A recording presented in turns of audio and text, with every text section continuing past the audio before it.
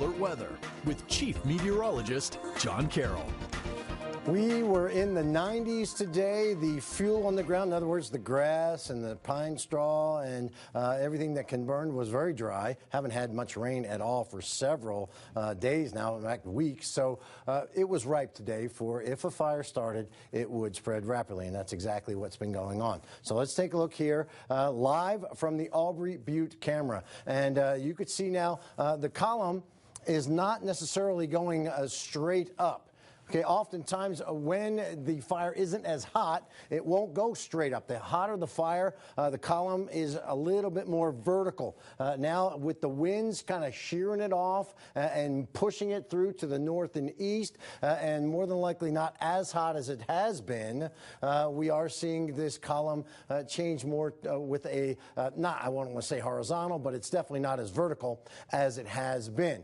The winds are still bringing it into portions of the Highway 20 corridor as far as smoke goes, but it is getting high in the sky and dissipating quickly. As we go forward into the night tonight, this northeastern flow of wind will shift, and it is going to change to more of a westerly flow, which will bring the smoke actually toward this camera. And you can see La Pine is buried there behind that mountain, but this will give you an indication of what you can expect tonight. And this is the forecast for tonight. This is the perimeter of the fire as we know it. It started a little bit to the south of this road here and then jumped the road and has now moved up in through and around and consumed about 250 acres there. As we go through the night, the fire weather issues are transportation winds from the west, about 5 to 10 miles an hour. Temperatures, mid-60s. Humidity increases a bit, a little more moisture at night with cooler air, 65%.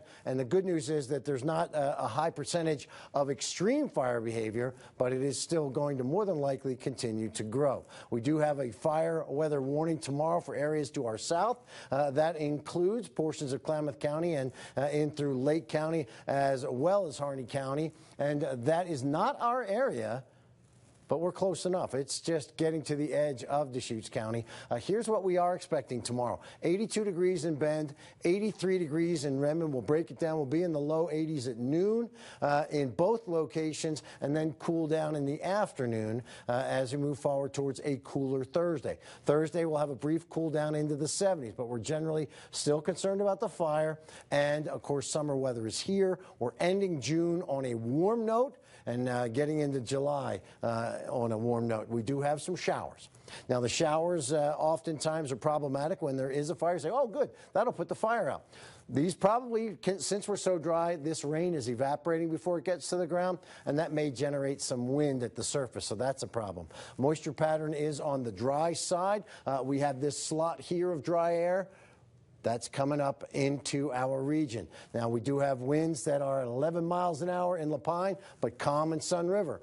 Gusts are going to be noticeable, but not too overwhelming. It's not going to enhance the fire behavior too much. It's just a direction where it's coming from the west. That will give us the chance to get that westerly flow or the easterly reception of the smoke. 90s are still going on in Bend and the Redmond areas. High temps today were hot in the 80s and in the 90s. So our forecast has a much cooler day tomorrow, or excuse me, Thursday with 72. Actually, it's cooler tomorrow with 82, and then 81 on Friday, 82 again on Saturday. That's a look at your local alert weather.